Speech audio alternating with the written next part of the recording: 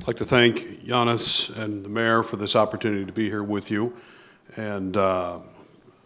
Schlesers, to answer your question, unfortunately, I think it is going to be generations. It's not what I want. I do believe in increased conversation between countries, but I do believe that the period of cooling off will be years, unfortunately.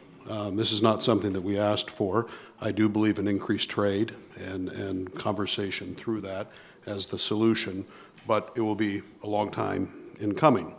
As U.S. Ambassador to Latvia during the Bush administration, our key mission was outreach to the Russian-speaking community and the successful support of integration. We believe that it's paramount to the success of Latvia. And I do compliment Latvia on their focused efforts to not only integrate, but to help ensure that the Russian-speaking community can economically succeed.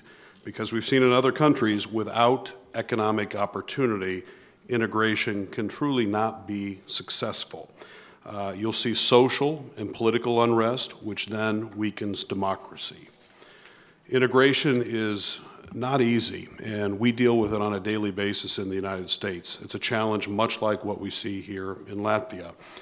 In the US and Latvia, we must avoid what we call the politics of identity, us versus them. It's politically the easiest pathway to a victory in an election, but it's also the most dangerous pathway to undermine and weaken democracy. Russian-speaking people in Latvia that I know, who I love very much, are very proud of their language, proud of their culture, but make no mistake, they've chosen Latvia. This is their home. They are Latvian. Integration, we're witnessing, is occurring generation by generation. Young Russian Latvians are learning Latvian, and the challenge of identity politics will slowly begin to evaporate over time. The Russian-speaking community is very active in the democratic process here, but we're also witnessing, with continued integration, we're seeing a shift where even some of the Russian-speaking community is now voting for the mainstream Latvian parties. It's curious, it's interesting, and I think what it demonstrates is that integration truly is occurring and being very successful in Latvia. Is it healthy? I believe it absolutely is. To Latvia, I would encourage that the Russian language be learned for economic reasons, critically important. Whether that be for trade or tourism, the Latvian economy, as you just described, is always going to be tied to Russia, just as in the United States, our economy is tied to Mexico and Canada.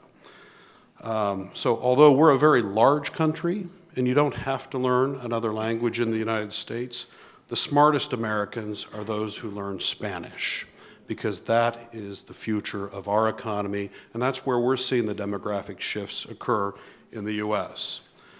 My greatest concern for our NATO ally and our friend Latvia is not the neighbor to the east, but the issue of corruption. Corruption does more to undermine democracy. It deprives the citizens of this nation their true benefit, the wealth that they are deserved. Secondly is transparency in the media.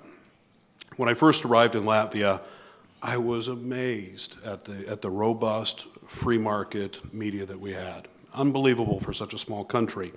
And it gave me an opportunity as an American to see why the media is the foundation of democracy. It's what holds government in check. It's what roots out corruption.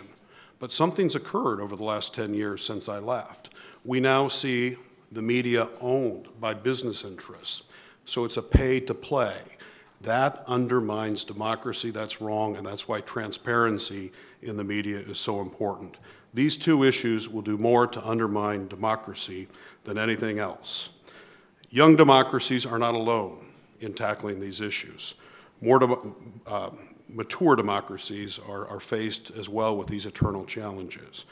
Democratic governments must be ever vigilant to stopping corruption at all levels of government. And we face these challenges in the United States every single day.